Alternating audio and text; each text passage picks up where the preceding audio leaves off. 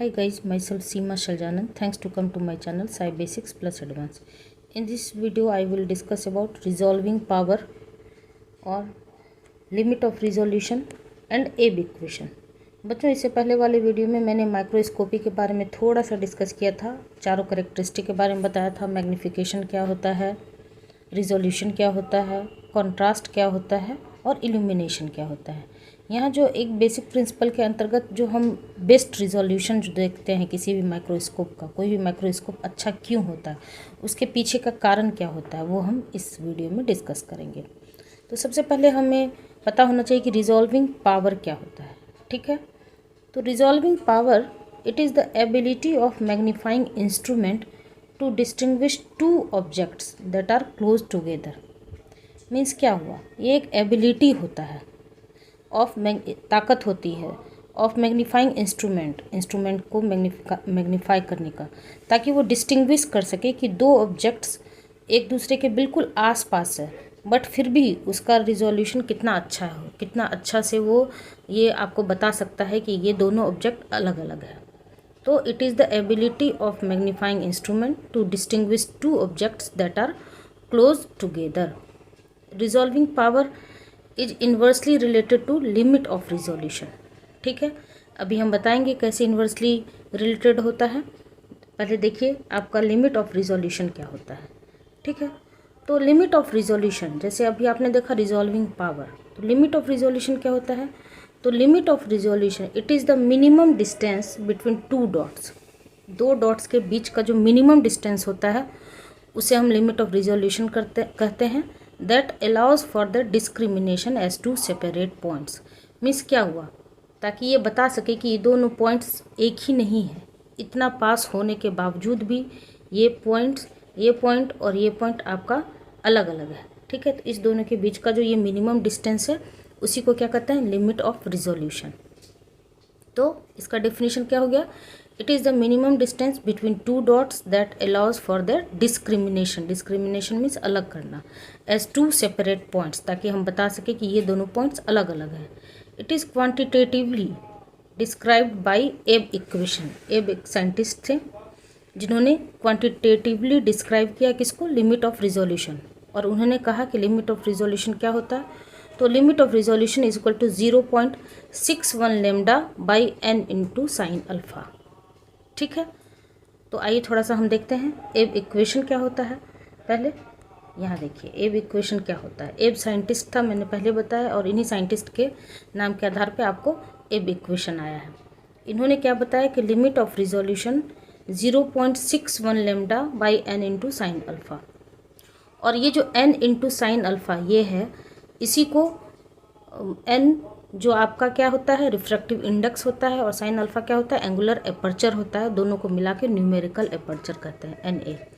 तो हम लिख सकते हैं कि limit of resolution LOR is equal to 0.61 lambda by n into sine alpha, या limit of resolution is equal to 0.61 lambda by numerical aperture, जहाँ लेमडा क्या होता है, वेवलेंथ होता है, एन क्या होता है, रिफ्रैक्टिव इंडेक्स होता है, साइन अल्फ़ा क्या होता है, तो आपका एंगुलर एपर्चर होता है, और एन साइन अल्फ़ा क्या होता है, जब ये एन और साइन अल्फ़ा को हम कंबाइन कर देते हैं तो ये क्या हो जाता है, न्यूमेरिकल एपर्चर कहते हैं इसको। ठीक है, तो आपको अब ये क्लियर हो गया होगा आपको ये रिजॉल्विंग पावर क्या होता है, और फिर उसके बाद आपका लिमिट ऑफ रिजोल्यूशन क्या होता है, और फिर उसके बाद एब इक्वेशन क्या होता है। अब इन दोनों के बीच में रिलेशन क्या होता है, आइए देखते हैं रिलेशन क्या होता है। Relationship between limit of resolution and resolving power. तो लिमिट ऑफ रिजोल्यूशन जो होता है वो आपका रिजॉल्विंग पावर के इन्वर्सली प्रोपोर्शनल होता है।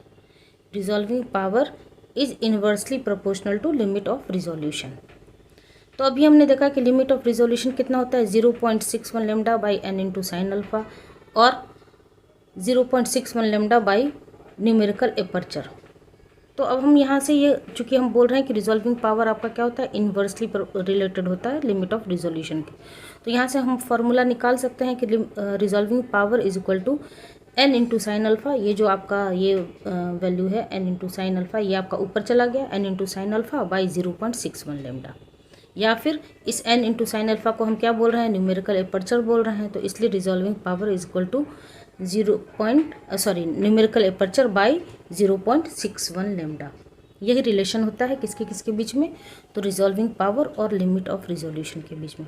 बच्चों ये बहुत ही बेसिक चीज़ है, लेकिन माइक्रोस्कोपी के पॉइंट ऑफ व्यू से ये बहुत ही इम्पॉर्टेंट सेक्शन होता है। अगर आप CSIR नेट या फिर किसी भी गेट किसी भी ऐसा कॉम्पिटिटिव एग्जामिनेशन का प्रिपरेशन कर रहे हो तो आपको पता होना चाहिए कि बेस्ट रिजोल्यूशन के लिए कौन कौन सा क्राइटेरिया होना चाहिए, कौन कौन से कैरेक्टरिस्टिक फॉलो होना चाहिए।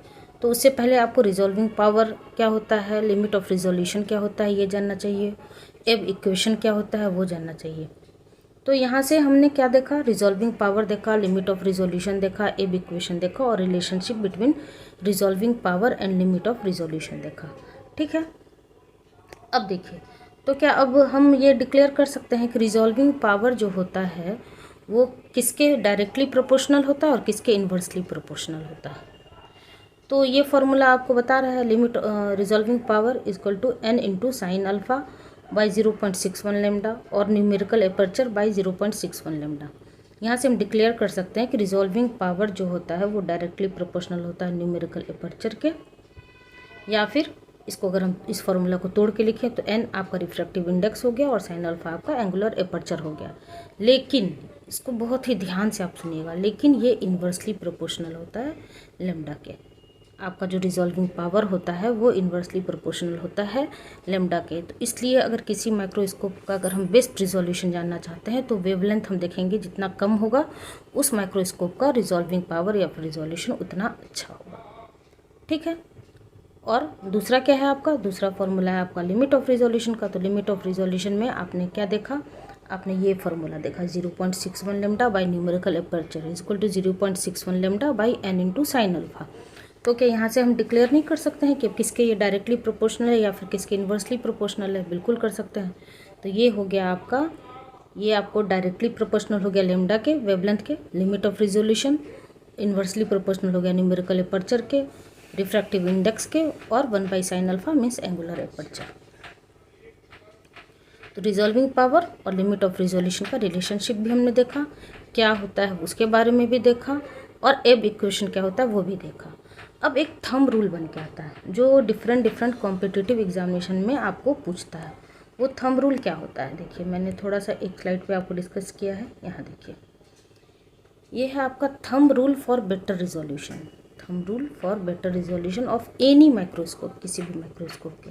तो क्या होता है, लेमडा शुड बी मिनिमम, आपका वेवलेंथ जो है वो मिनिमम होना चाहिए।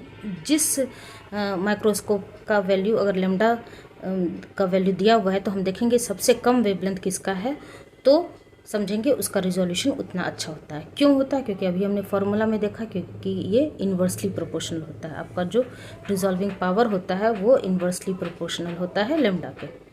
और दूसरा रिफ्रैक्टिव इंडेक्स के डायरेक्टली प्रोपोर्शनल होता है, तो रिफ्रैक्टिव इंडेक्स आपका ज़्यादा होना चाहिए। अल्फ़ा आपका एंगुलर एपर्चर होता है वो भी ज़्यादा होना चाहिए, और n साइन अल्फ़ा जो कि न्यूमेरिकल एपर्चर होता है वो भी ज़्यादा होना चाहिए। तो ये तीनों क्राइटेरिया तो आपको ज़्यादा हो सकता है, बट ये जो आपका लेमडा है वो हमेशा कम होना चाहिए। अगर इस एक चीज़ को आप याद रखते हैं तो बहुत सारे ये सारे जो आपको दिया हुआ है ये CSIR नेट के ईयर्स दिए हुए हैं, कब आपको C सेक्शन में क्वेश्चन आया कब B सेक्शन में। तो देखिए आपको कितने क्वेश्चन आए, 2011 के दिसंबर में C सेक्शन में आए हैं, 2015 के जून के C सेक्शन में आए, 2017 के दिसंबर के C सेक्शन में आए, 2018 के दिसंबर के B सेक्शन में, और फिर 2014 के जून के B सेक्शन में। तो इतना जब आपको पता हो गया तो अब हम 1 बाय 1 एक एक क्वेश्चन डिस्कस करेंगे, किस तरह ये सारे वैल्यूज़ से हम बता सकते हैं कि कौन सा माइक्रोस्कोप कितना अच्छा है या फिर उसका रिजोल्यूशन कैसा होता है। ठीक है, तो मैं उम्मीद करती हूँ कि आपको ये दोनों टर्म अच्छे से क्लियर हो गया होगा। Resolving power, limit of resolution, Abbe equation, relationship between resolving power and limit of resolution, और ये थंब रूल। ये थंब रूल तो आपको बिल्कुल जानना ही चाहिए बच्चों। ठीक है, तो अगर आपको ये कॉन्सेप्ट अच्छे से क्लियर हो गया होगा तो मैं उम्मीद करती हूँ कि मैं शायद आपको अच्छे से समझा पाई हूँ। तो प्लीज़ बच्चों लाइक शेयर एंड सब्सक्राइब जरूर कर दीजिएगा, और कुछ भी सजेशन देना हो तो कमेंट सेक्शन में ज़रूर बताइएगा। मिलते हैं नेक्स्ट वीडियो में, तब तक के लिए थैंक यू।